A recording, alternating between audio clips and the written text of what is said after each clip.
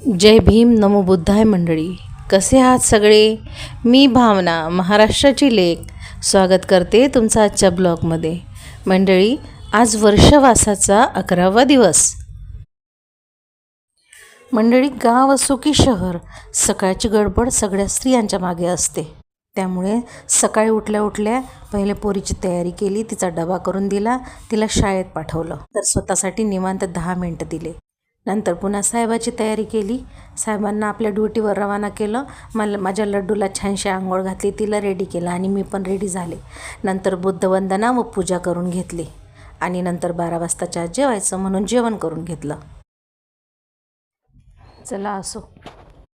मंडळी, तुम्हा सगळ्यांना माहीत आहे का, डॉक्टर भीमराव आंबेडकरांनी म्हणजे आपल्या बाबासाहेबांनी भगवान बुद्धाचाच धर्म का अपनावला? आपल्या बाबासाहेबांनी 14 ऑक्टोबर 1956 साली त्या नागपूरच्या पवित्र भूमीवर लाखो अनुयायांसोबत बौद्ध धर्म अपनावला. कारण हिंदू धर्मातील असमानतेमुळे व जातीव्यवस्थेमुळे शोषित घटकांना आत्मसन्मान व समान हक्क मिळत नव्हता. आणि बौद्ध धर्म हा समता, न्याय, समानता या सगळ्या मूळ घटकावर आधारित असल्यामुळे त्यांनी बौद्ध धर्मच निवडला. कारण त्यांना तळागाळातील लोकांना समान हक्क द्यायचे होते.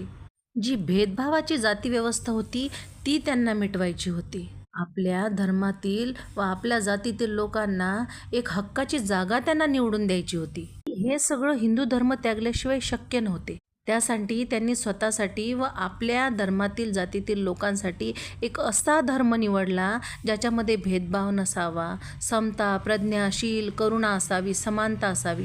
त्यासाठी त्यांनी बौद्ध धर्माचा स्वीकार केला. आणि त्यावेळेस घेतलेल्या बाबासाहेबाच्या त्या योग्य निर्णयामुळे आज आपण इथे आहोत. चला असो, बाबासाहेबांचे ते अनगिनत उपकार आपल्यावर आहेत आणि ते शेवटपर्यंत राहतील. त्यांनी जे आपल्यासाठी केलं त्यासाठी आपल्या पिढ्यानपिढ्या ऋणी आहेत. त्यासाठी बाबासाहेबांना माझे शतशत नमन. संध्याकाळी साहेबांसाठी उडदाची डाळ आणि भाकरी असं जेवणाचा बेत केला. थोड्या गप्पा गोष्टी झाल्या, इकड तिकडच्या चौकशा झाल्या. सगळ्यांत 2-3 बापलेकांनी सोबत जेवण केलं आणि मी ताक घेतलं. तर नेहमीप्रमाणे लड्डूसोबत थोडी मस्ती केली आणि असा संपला आमचा दिवस. चला भेटूया नेक्स्ट ब्लॉगमध्ये. Bye bye. भवतु सब्ब मंगलम.